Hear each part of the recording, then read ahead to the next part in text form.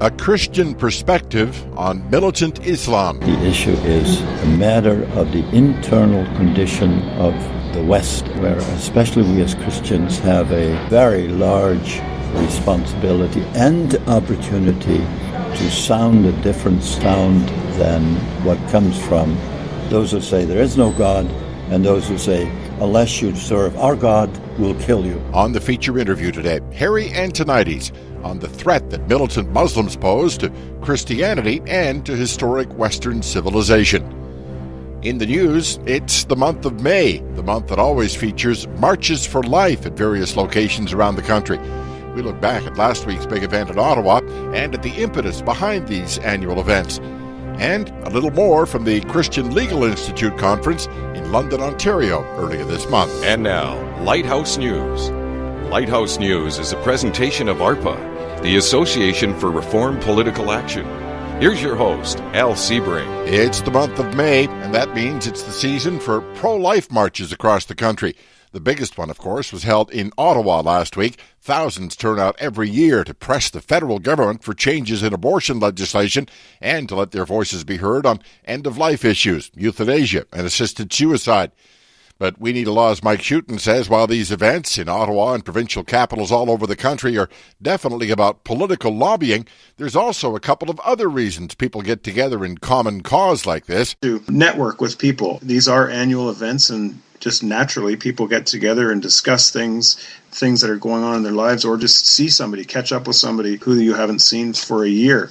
The other important aspect of them is that these are very much family-oriented events. I can remember a couple of years ago, my wife and I took our children to Victoria for the March for Life, and our children vary in ages from 3 all the way to 17, and they experienced it on different levels, but it was good for them to get out in the culture, to experience what some of the backlash could be, when there's protesters along the route, etc. It was just a good experience. Schutten says while these marches are a good opportunity for the pro-life community to get together on an annual basis, they're only a small part of the overall picture. A lot of pro-lifers might not appreciate hearing it, but if the March for Life is the only part of pro-life activism you engage with in the entire year, then you're quite frankly not doing enough. You need to be doing more in order to advance preborn human rights, in order to stand up for the elderly whose lives might be in jeopardy depending on whether or not the government enacts a new euthanasia or assisted suicide law. We want people to come to the March for Life, but we also want them to go home energized and enthused about the prospects of engaging in the pro-life movement, engaging their elected officials, engaging people in their spheres of influence on these topics. In Saskatchewan, that broadened perspective includes ongoing efforts to get the provincial government to enact so-called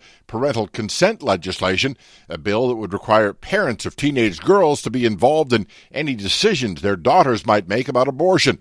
There was a pro-life march in Regina earlier this month, complete with a We Need a Law flag display.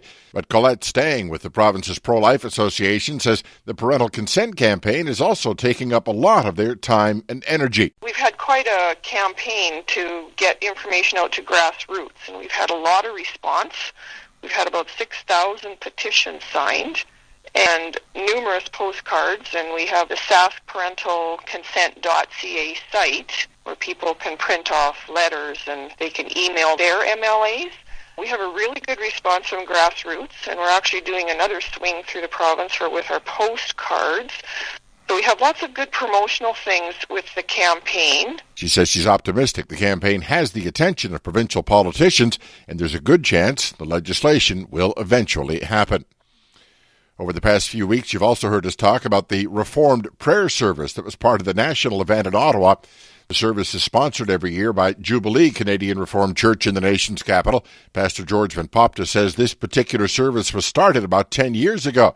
At that time, there were Catholic services and a broadly Protestant evangelical event sponsored by the Anglicans, but nothing distinctively Reformed. The view of Scripture, of course, is distinctively Reformed. The Reformed view of every human being created in the image of God, emphasis on that. Emphasis on the crown rights of Christ over all of life. I think those are some of the distinctively Reformed angles to the question. The service was packed again this year, mainly with participants from the Reformed and Presbyterian communities.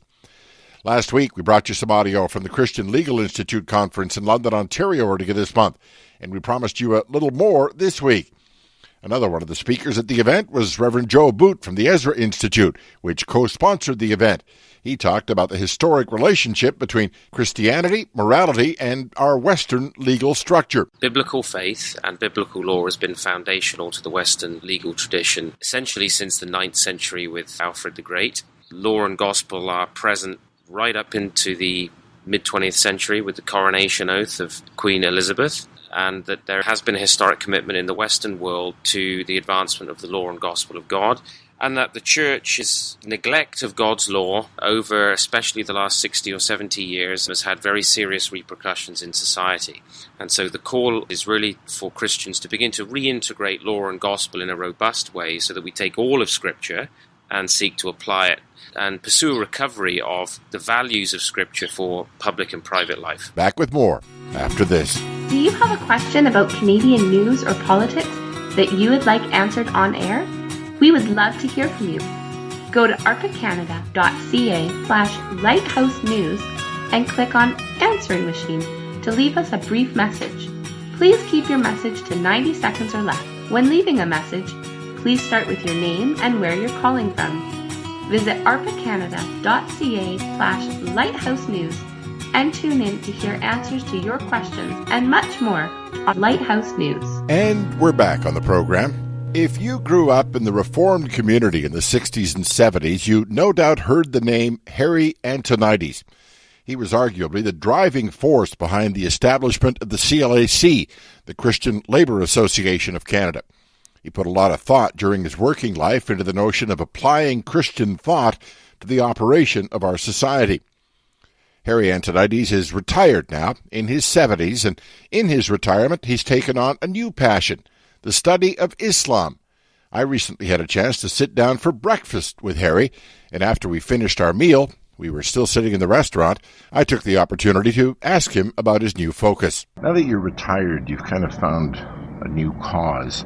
Looking at society in general, and I want to focus in this interview specifically on the whole Islamic situation. What got you interested in this? Was it 9/11 or was it something else?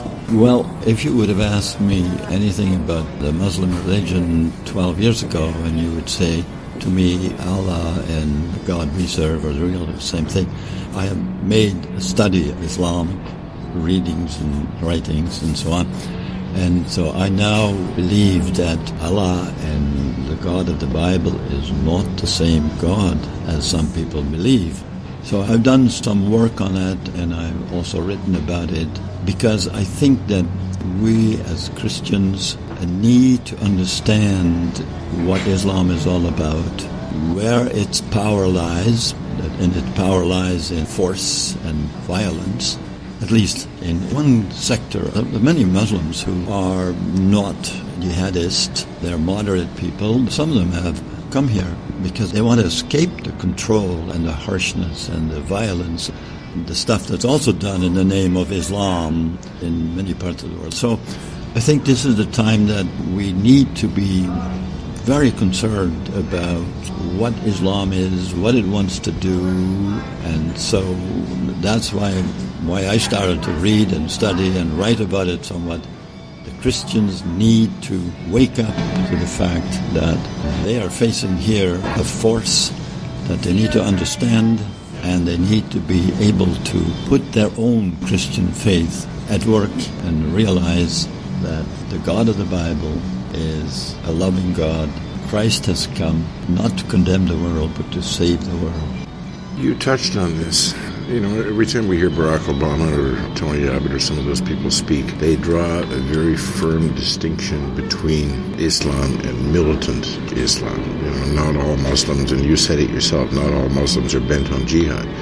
I've heard other expression to that. I've heard people say, you know, if you're a Muslim and you actually believe what the Quran says, that by default makes you a jihadist. But then I've also heard people say, if you're a Christian, you have to believe in Leviticus and stone gays. How does that all work?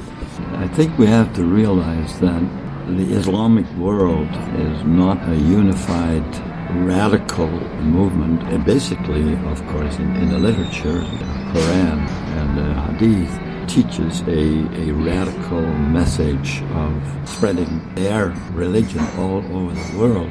So on that score, the Muslim people are not united But now what is happening in the Middle East is a terrible destruction of a Christian culture that was there for centuries and is now being destroyed. So it's a matter of discernment. We as Christians need to discern what is happening here, who are the people and what are the forces that drive them, and make them think that they serve Allah by killing people by the millions if they had the chance. I think we really have to discern and look at that and think about the influence that the immigration of those people who want to establish the caliphate in America, Canada, and in Europe. We need to be aware of what is going on here, and we need to pose the gospel of a loving God who sent his Son into the world to save sinners such as we are. Christ did not come to condemn the world. He came to save the world. That is the good news that we need to be thoroughly convinced of. What is an explicit Christian approach within sort of the broader context? I mean, we have different perspectives on this. People like Justin Trudeau say, you know what, it's all about root causes, it's economy, it's sociology. If we can bring these people into more economic prosperity. On the other hand, we have, in the Canadian context, Stephen Harper, who sends the troops over to battle ISIS. I mean, is it missions? Is it military? What is it? I think it's both. That's why in my attempt to understand Islam, I want to read their own documents, the Quran especially, and Hadith and all the other items that are available to us. For example, Obama's attitude is that he has instructed his people never to make a connection between jihadism and terrorism and Islam, because he says Islam is a peaceful religion. So those who claim to be Islamists are Muslims and do terrible things. They are not Islam. And I think that is a very serious mistake, because when you face an enemy who wants to establish itself over against what we have in the Western world, if you don't understand how the radicals are motivated, you are helpless to do anything about it. I think it's a fundamental error. We have to wake up as Christians to face the truth of those who want to establish the caliphate and our own belief in a God who loves, who has revealed himself in the Bible. We as Christians have to become well-versed in our own religion. Before we turned the microphone on, we were talking, and you said, from your perspective, Islam is the second largest threat to sort of Western civilization. The first being secularism, and the two are kind of connected. Last question. Talk to me about that connection and how you see things moving forward in the next 25 years. Well, it's hard to predict the future, of course, but the first problem that we face as Westerners, that we are now in a phase of secularization where the Christian faith is more and more pushed to the background. Public policy is more and more geared to remove the Christian influence from the public domain. And I think that is the first problem. And the secularization and the emptiness, the spiritual emptiness of the West, is an opportunity for Muslims who are confident in their own faith and confident and strong in their conviction. So they're willing to kill others, but they're also willing to die themselves for the advancement of what they believe in. That's where the lostness, the spiritual lostness, the drift of the West provide an opening for them to fill that emptiness. That's why I call the secularization our first problem. Our first problem is not the Muslim people who want to push and infiltrate and destroy really what is good about the West, but the biggest problem is our inner weakness, and that's what we ourselves as Christians should really think about deeply and profoundly, and realize that when we say that we are the secular people, we remove the Christian faith off the public domain, we should think about the results, because a culture without faith in God is a culture that is in the process of destroying itself. God created us for himself. God created us for a relationship with him. So I think the issue is, first of all, a matter of the internal condition of the West, and where especially we as Christians have a very large responsibility and opportunity to sound a different sound than what comes from those who say there is no God and those who say, unless you serve our God, we'll kill you. Gary, thank you very much. You're welcome. This has been Lighthouse News, delivering news and commentaries on today's current events to equip Christians for their task in the public square. Production Manager Brian Grimm, Technical Director Nate Bosher. Questions or feedback? You can leave us an audio comment by clicking on the answering machine button at the top of the Lighthouse News homepage, or you can send us an email, info@arpacanada.ca. Be sure to join us again next week for another edition of Lighthouse News.